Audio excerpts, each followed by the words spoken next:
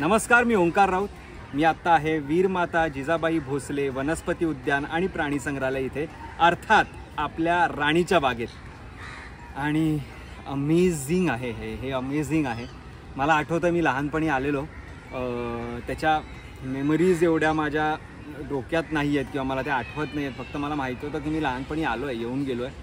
आणि मी आत्ता पहिल्यांदा खूप वर्षांनी इथे आलो नवीन झालेल्या ह्या बागेत. आणि अमेझिंग आहे, अमेझिंग. ह्यात काहीच तुम्ही मिस करताय तुम्ही सगळंच, हे जर तुम्ही बघितलं नाही आहे तर.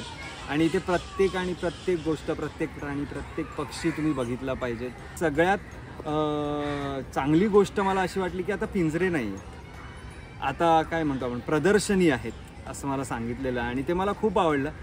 ग्लास वॉल्स आहे जेणेकरून आपण थ्रू बघू शकतो प्राण्यांना. जे प्राणी पाण्यात पोहत आहेत, पेंग्विन असेल, मगर असते, तर त्यांना आपण थ्रू बघू शकतो पाण्यात ते कसे पोहतात. त्यांचं मगर कशी हात न हलवता फक्त शेपटीने तिचं स्विम करत असते, पोहत असते, ती तिच्या पोहण्याला दिशा देत असते. किंवा टॉर्टॉईज, कासवं जे आहेत ते दोन वेगवेगळ्या प्रकारचे आहेत, प्रजातींचे आहेत, ते कसे पोहत आहेत, त्यांची कशी पोहण्याची स्टाईल आहे, पद्धत आहे.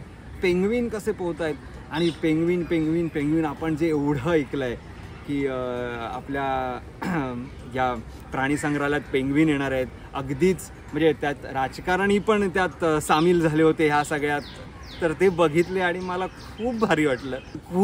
खूप मजा आली. खूप वेगवेगळे प्रकारचे पक्षी आहेत ज्यांच्यासोबत आपण फिरत असतो. आपण काय त्यांना बाहेरून बघत नसतो, ते आपल्यावरून उडत आहेत, आपल्या बाजूनी फिरत आहेत. मला खूप लहान झाल्यासारखं वाटलं इथे आल्यावर.